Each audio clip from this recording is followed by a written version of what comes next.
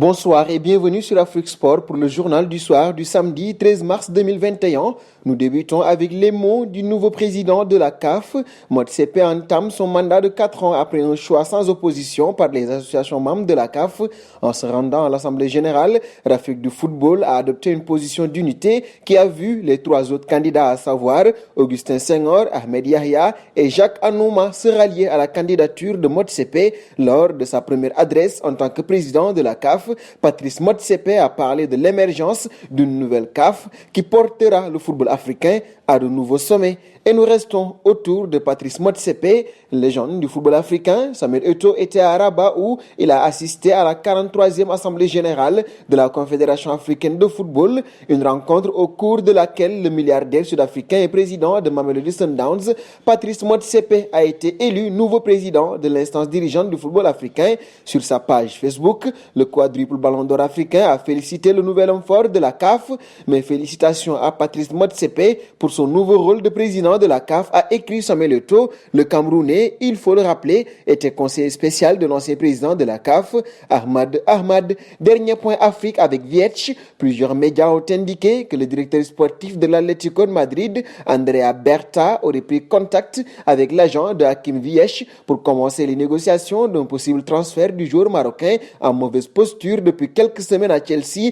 Resté sur le banc de touche à de nombreuses reprises, sa titularisation lors des derniers matchs de Chelsea n'a pas donné le résultat escompté. Le Lion de l'As n'était pas très en forme stratégiquement parlant, rapporte le 360. Se refaire une bonne santé dans un club où ses potentialités seront exploitées au mieux devient un choix inévitable, et c'est tant mieux pour l'Atlético de Madrid qui a montré de l'intérêt pour la star marocaine il y a quelques semaines avant de rentrer en contact avec son agent. Et nous filons en Angleterre pour la seconde partie de ce journal. La Premier League prévoit d'accueillir 10 000 spectateurs par rencontre lors des 2 dernières journées du championnat d'Angleterre, a expliqué son directeur général Richard Masters sur le site de l'instance. Ce retour du public s'inscrirait dans le plan du gouvernement britannique qui prévoit un assouplissement des restrictions dues à la Covid-19 en 4 étapes. La réouverture partielle des grands espaces non couverts comme les stades est ainsi programmée dans le cadre de la 3e de ces étapes à partir du 17 mai si les conditions sanitaires le permettent. Un saut en Espagne,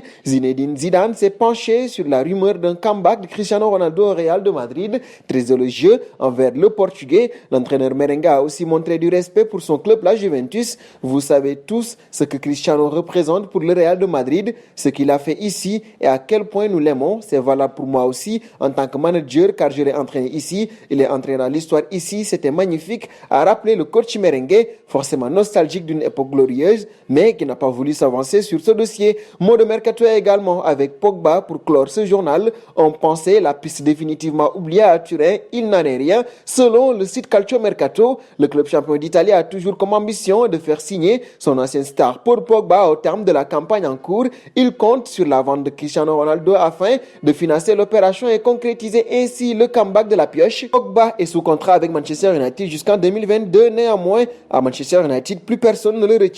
Sa fragilité physique, de même que son incapacité à se montrer régulier sur la durée, ont eu raison de la patience de ses dirigeants, au même titre que celle de ses fans. S'il y a une offre décente pour ses services l'été prochain, personne ne s'opposera à son départ.